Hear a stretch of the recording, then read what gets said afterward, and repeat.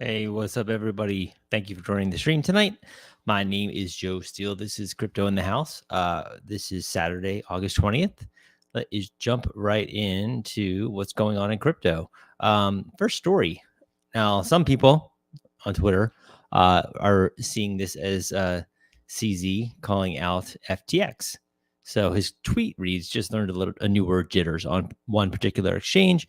Sometimes your orders will be stuck for a bit and a few other orders will get in front of you. Apparently, happens often enough on this exchange that the traders coined a term for it, jitters, front running.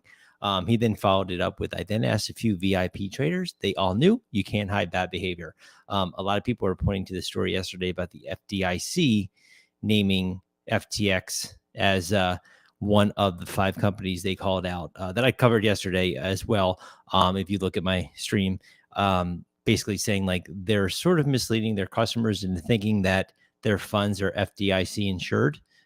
Actually, even going so far as to taking out marketing and advertising, indicating that very thing. And again, FTX was one of the ones called out of the 5 from the FDIC.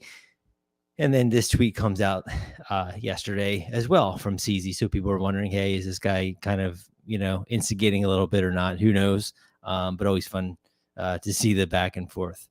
From here, we go to Celsius. Celsius spent $40 million on crypto mining. If you remember, they asked, could they continue to still mine to find some way to churn a profit?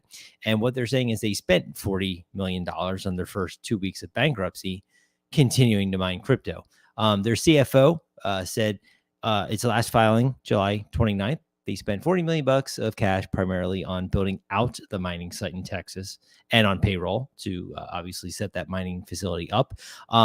This week, the federal court presiding over their bankruptcy proceedings approved the firm's resumption of selling its mined Bitcoin to help pay the operating costs. So they mined 8.7 million worth of Bitcoin, but the company's operational and cap cost for the month exceeded those earnings, according to the Wall Street Journal. It's never a dull day with Celsius. And speaking of not ever being dull, we're moving to Voyager. Voyager's customers, not surprisingly, say no to retention bonuses for the employees of the bankrupt lender. They wanted almost $2 million to pay bonuses to 38 employees they call essential to its continued operation. So they're currently undergoing the bankruptcy proceedings in New York, and they asked the judge to approve this $2 million, meaning those 38 employees were, again, considered vital to the organization to continue its operation and restructuring. Yesterday, a group of Voyager customers objected. Basically, they are the official committee of unsecured creditors, saying their employees are already well compensated and arguing that the company has otherwise done little to reduce costs. Can't argue there, but not to say that those employees aren't worth the salaries they're getting, but maybe not the time to take bonuses when you're going through a bankruptcy. From here, Ripple, we're going the trifecta of companies here in crypto that are seemingly under the microscope. Kind of cool. They have launched a crypto-enabled enterprise payments in the country of Brazil with Travelex Bank. So basically, they launched this. It's called an ODL, the Ripple Net on-demand liquidity in Brazil. The first bank in Latin America to utilize this technology. They are the first registered and approved by the Central Bank of Brazil to operate exclusively in foreign exchange. Simultaneously, they're saying crypto adoption in Latin America is also growing very, very rapidly. On my blog, I did a write-up of Brazil and how it's, kind of blowing up as well. And if you like this kind of content, please consider liking this video and subscribing to this channel. I do crypto and real estate every day live stream to, the stories I think are most pertinent to share with you. Anyway, they said basically $780 billion in payments are sent to Brazil annually, making it, kind of ripe for Ripple and its customers to benefit from the capabilities of crypto to enable cheaper and faster cross-border payments, remittance payments, whatever it might be. You're not going to a Western Union. You're just, using these new technologies that who knows, let's see if it works and good for them to speed these things up and make it easier for these the people sending money in and out of Brazil. Moving into some real estate, the Economic Times did a little study here on office space demand recovery, getting small mid-sized deals are starting to slowly pick up. If you can imagine, real estate in the commercial world of offices, it took a huge hit, right? People always need apartments, but do they want to go to work in 2020? No, of course not. Most people. And slowly, they're going back to work, obviously, and these spaces are being utilized more and more.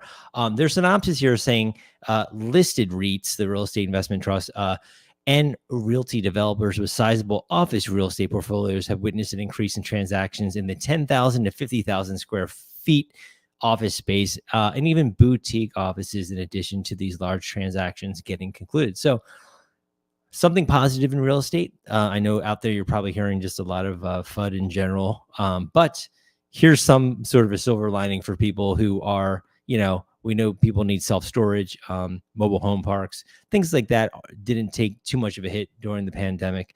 However, the office buildings were really hammered. So this is, any sort of positive increase is great to see.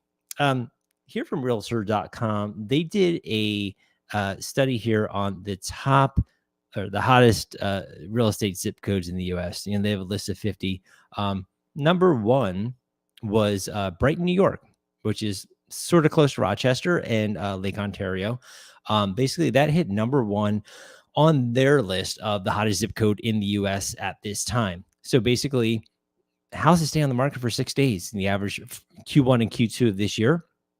This typical home is in the historic town is pricier than other areas of Rochester, but the June median list price of $275 is well below the US average of $428.7, which is crazy if you think about what things were a year ago, and what the interest rates were as well. I covered yesterday, looking at a mortgage payment from a year ago to today, and it's like 81% more. And that was according to Charlie Bilello.